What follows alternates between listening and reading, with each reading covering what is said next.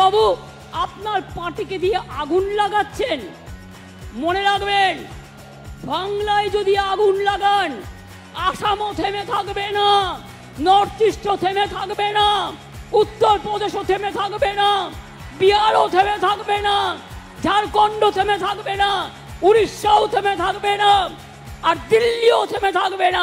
আপনার চেয়ারটা আমরা টলমল করে দেব। একজন ভারতবর্ষের ফেডারেল স্ট্রাকচারের মুখ্যমন্ত্রী হয়ে উনি বলছেন বাংলাকে অশান্ত করার চেষ্টা করলে আসাম অশান্ত হবে, মণিপুর অশান্ত হবে, নর্থ ইস্টকে অশান্ত করার কথা বলছি। কার ভাষা? বাংলার একজন মুখ্যমন্ত্রী, ভারতবর্ষের একজন মুখ্যমন্ত্রী হয়ে তিনি ভারতবর্ষের একটি অংশকে অশান্ত করার কথা বলছেন, নর্থ ইস্টকে অশান্ত করার কথা বলছেন। আমি কেন্দ্রীয় এজেন্সি যারা ভারতবর্ষের আন্তরিক এবং বহির্বাহ্যিক সুরক্ষা দেখে তাদের কাছে অনুরোধ জানাবো যে মমতা বন্দ্যোপাধ্যায়ের উপর সতর্ক দৃষ্টি রাখুন। কারা, কোন কোন বিদেশি তারা মমতা বন্দ্যোপাধ্যায়ের সাথে বৈঠক করছেন, বা মমতা বন্দ্যোপাধ্যায় কোন কোন বৈদেশিক শক্তির সাথে বৈঠক করছেন, আগামী দিনে আমি অনুরোধ করব কেন্দ্রীয় এজেন্সিগুলোকে তার প্রতি তীক্ষ্ণ নজর রাখার জন্য।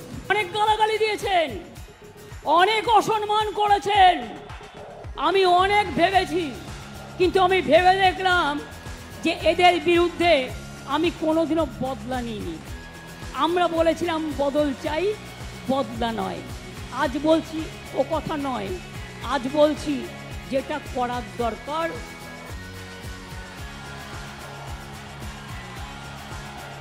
সেটা আপনারা ভালো বুঝে করবেন। আমি অশান্তি চাই না, কিন্তু উৎসব প্রচার চক্রান্ত করে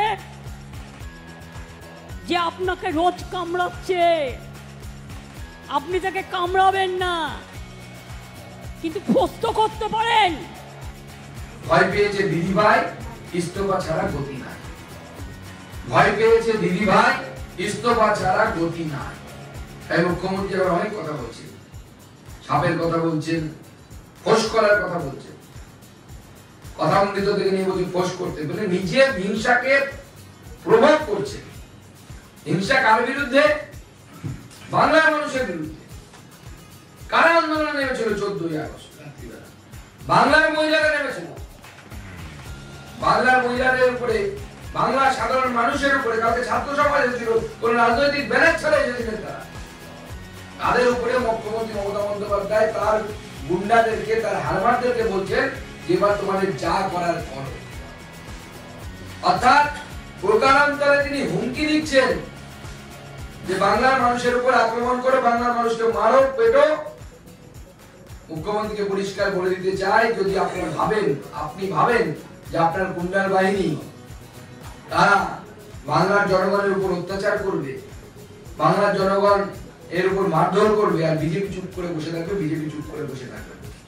এই প্রথম আমরা দেখলাম একজন মুখ্যমন্ত্রী হয়ে সাংবিধানিক পদে বসে থেকে তিনি হুমকি দিচ্ছেন, দিয়ে বলছেন যে বাংলার মানুষের উপর অত্যাচার করার কথা তার কর্মীদেরকে বলছেন, আর ফোঁস করার কথা বলছেন।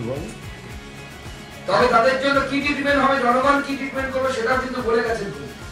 তেরে মেরে ডান্ডা পরে দি ঠান্ডা।